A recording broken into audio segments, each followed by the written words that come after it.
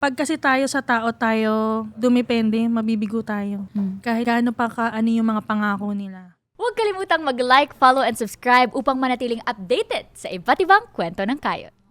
Anong mga advice na mabibigay ninyo, Mami Julie, sa mga gusto magsimula sa pagiging VA, wala pang skills na bibuild, wala pang kliyenteng nakukuha, mga nagda-doubt sa sarili na makakarating ba kami sa point na yan? Magkakaroon din ba ako ng iPhone 12 Pro Max? Mga ganyong doubt. Siguro sa pag-umpisa, kailangan talaga buo yung loob mo. Okay. Tsaka ready, lalo na pag freelancer ka, ready ka sa mga rejections. Kasi yun yung una-una mong kalaban. Dahil sa una pa lang, walang gaano magtitiwala sa'yo. Pag na-reject ka, fight ulit. Madami kayong rejections. Oo naman. Lalo na sa pag-i-interview kasi isang weakness ko yung pagsasalita ng English. Parang lagi ako nare-reject pag gano'n. Tapos yung iba pa, syempre yung mga, alam mo naman yung mga standards ng Pinoy. Oo. Tsaka ko napipiliin yung Pilipinas pag tumatanggap na sila ng charot lang. Di ba? Yung standards nila. So, mahirap sa umpisa. Pero pag gugustuhin mo naman, tsaka aaralin mo talaga, the rest will follow. Mataas ang fulfillment na nakukuha mo from this line of work, Mami Julie. Totoo. Sobra. And with your family all. Oo naman. So, Lalo sa husband ko kasi hindi ko to magagawa kung walang support niya. Kasi 'di ba?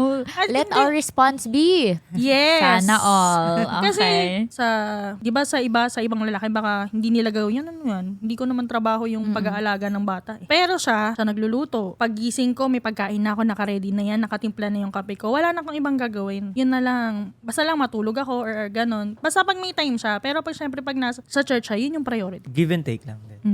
Sa akin yun lang. Tsaka pag nakikita mo naman yung effort na ginagawa niya, nakikita ko naman kasi. So, ang mindset ko dyan, nakakatulong yung trabaho niya sa amin. So, kailangan ko rin siyang tulungan. Hindi naman nakakabawas ng pagkalalaki yung ginagawa sa bahay. Ang ganda. Tama. Di ba? Parang mas nakakabawas siguro ng pagkalalaki yung nasa bahay ka lang tas wala kang Ang ginagawa. True. Ganto. Please, sana all. Sana dumami ang mga katulad ni Sir EJ sa mundo. Ayan po. Inaano ko lang sa universe. Sana po. Thank you very much. Pero anong mga biggest lessons, Mami Julie? Sa inyong dalawa, biggest lessons sa pagiging VA, sa journey na pinagdaanan nyo together? Siguro natuto kami pagdating sa financial lalo. Kasi noon wala kami pakialam kung ano yung pinagagastos na. Parang bili doon, bili ganyan. Sige lang, go lang. Ngayon parang kapag hindi naman need, wag. Pag once lang, wag.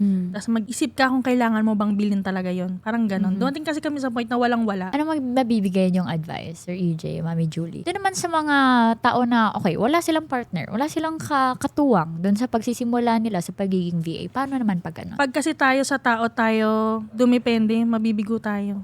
Kahit gaano pa ano yung mga pangako nila. Sa Lord lang tayo dapat laging aasa. Tapos doon ka humingi ng strength sa Panginoon. Tapos si Lord na yung magbibigay sa'yo ng wisdom, ng knowledge, ng comfort, na hindi mabibigay ng kahit sino, na hindi mabibigay ng kahit ano. Sa akin yung sa may asawa o wala, sa mga gusto mag-VA or ano man yung ginagawa nila. Yung Isaiah 60. Verse 22, diba? When the time is right, I, the Lord, will make it happen. So, kapag ang isang bagay minamadali, madalas nagkakamali. Magtiwala ka sa Panginoon. Kapag ka-time mo na, pag para sa'yo, para sa'yo. Pag para sa'yo, para sa'yo. Pero pag binigay sa'yo, yung para sa'yo, siguraduhin mo na gagawin mo yung best mo. Para alagaan din yun. Yes. Na pagkatiwalaan ka sa maliit na bagay, pagkakatiwalaan ka sa malaking bagay, ang sabi dun sa Book of Matthew. Pero nakita ko din dun, kapag ka napagkatiwalaan ka ng kliyente mo doon sa isang maliit na trabaho, at na-build mo yung trust niya sa'yo, mas pagkakatiwalaan ka niya sa malaking bagay. Kung napagkatiwalaan ka sa isa, bibigyan ka pa ng mas maraming client ng Lord. Bakit hindi?